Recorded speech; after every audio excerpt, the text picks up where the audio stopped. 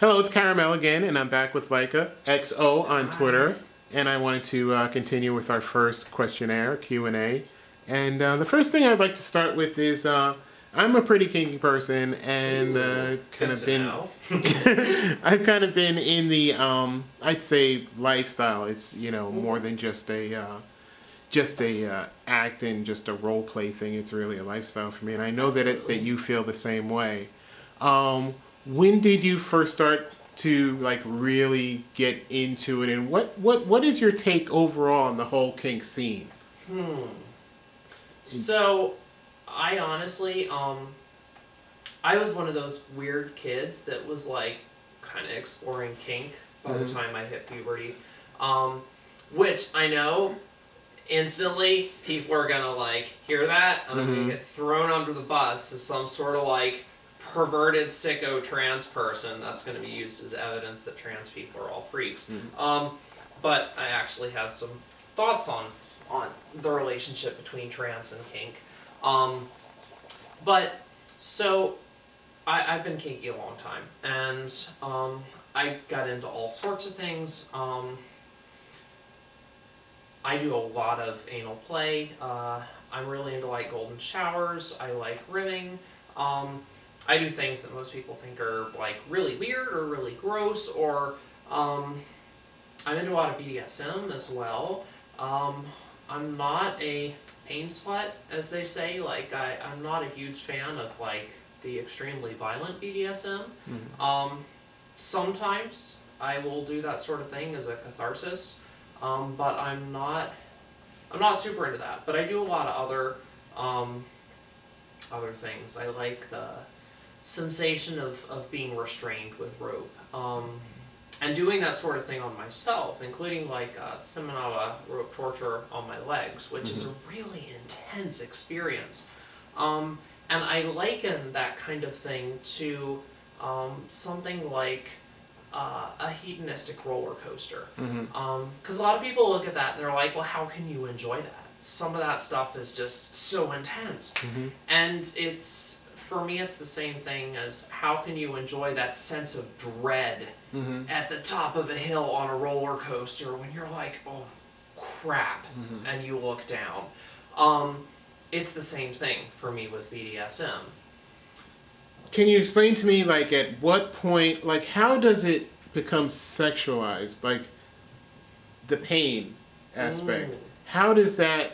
Is it the anticipation that builds up that something that develops sexually, or is the striking point? Is it that moment? So there's definitely you can almost look at it as a visual or physical metaphor. Beating someone, striking them with toys and BDSM, as being metaphorical of thrusting and reproduction. So I think in that way it triggers a lot of the same neural circuits, but it does a lot of different things as well. To put on a blindfold, turn your back to someone, and let them hit you requires an intense amount of trust. And trust is something that is built developing intimacy with someone. And so people look at sex as a very intimate act. And I like to play with that sense of trust and intimacy with other people. And I like to play with it in more ways than just rubbing genitals together. I like to explore it in all sorts of different ways. And BDSM, I think, is a good platform for that. Especially because within the lifestyle, there's also dominant submissive type relationships, and I've been in those sorts of things before, and I really find those interesting because you can build intense levels of trust with someone that really don't show up much in vanilla relationships. Do you ever find that do you think that when you're a top, do you think that it's important to have experience being a bottom at some point, or do you think that doesn't matter? It's just really about what you're into, or is it helpful to experiment with both roles? Personally, I like Yeah. experimenting with both. Mm-hmm. Some people will say in the community that there's no requirement for a top to have previously bottomed for different types of things. I think it's always helpful if you're going to do something to someone. You're going to pour hot wax on them. You're going to scratch them with claws. You're going to hit them with paddles.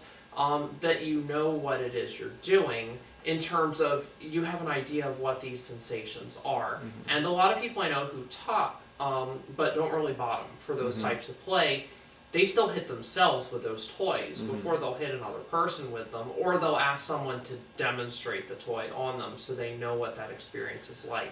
I think that's important, maybe not strictly necessary, but it's very wise, I would say. Okay. One thing I've always wondered about is what possesses a bottom or submissive to top from the bottom? What is that? What makes someone really rebel against that role that they're supposed to be playing? Some people actually like that as a type of play. They like topping from the bottom. Is it to push their master's limits, do you think, or to test the limits? Definitely. I don't really like to do that. I've done that within kind of a DS relationship, a dominant submissive relationship, a little bit. But outside of that, like if I'm just playing with a friend, I don't really do that type of thing. Because I don't think it's really good for just the scene dynamic. I know people do that, and I think that sometimes it's maybe coming from a lack of experience in negotiating exactly what they want. Because it's super important when you're doing any type of BDSM, anything that's kind of edgy for you, that you're able to communicate where it is you're trying to go with this fantasy, what it is you're experiencing, and afterwards to stay in communication about what it is you feel after the fact. And you can go into aftercare and all of that as well. That was my next question. Can you explain something a little about aftercare? What does it entail?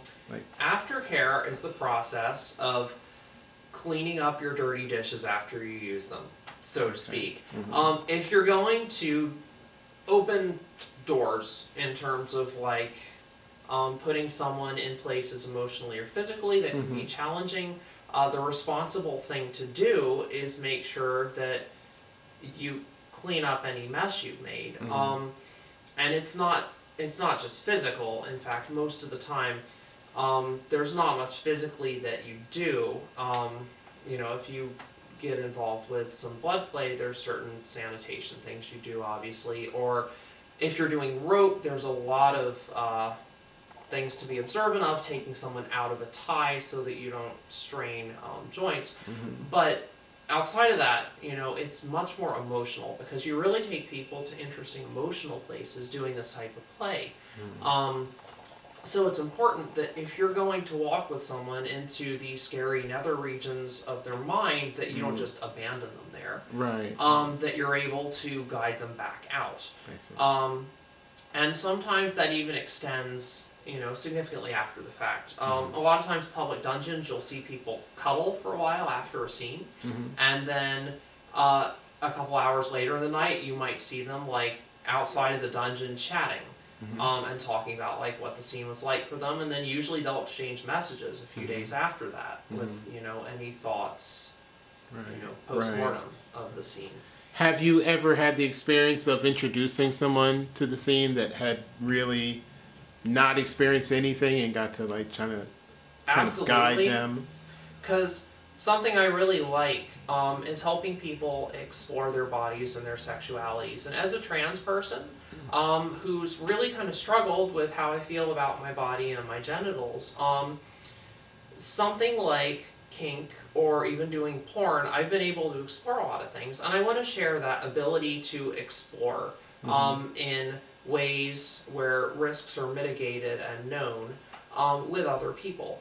And one thing that I really like introducing trans people to kink is because a lot of trans people are kind of kinky, and I think where that could come from, this is my own pet hypothesis, Mm-hmm. is that when you have kind of a distant relationship with your own crotch area, if it really bothers you, Mm-hmm. it doesn't mean that you don't necessarily want to do things that are intimate or sensual or erotic, Mm-hmm. but you may not want to do vanilla sex acts. Mm-hmm. So I think a lot of trans people either start exploring or are interested in exploring kink because it's ways of looking at what can I do sensually, what can I do that's intense with another person, what can I do that is intimate, that isn't going to be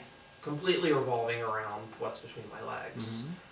So I like introducing people to kink, and usually I have fairly good reactions, especially if I make someone aware of what they're getting into, even if they realize it's not for them. Mm-hmm. They're still usually like, well, I'm glad that I understand this better now. Mm-hmm. So, Like we're gonna have to leave it right there for now. all right. And I want to thank you for joining us again. And that's Lycha, Lychaxo at Twitter. Thank you so much again. Thank you, Caramel. Take care. Take care.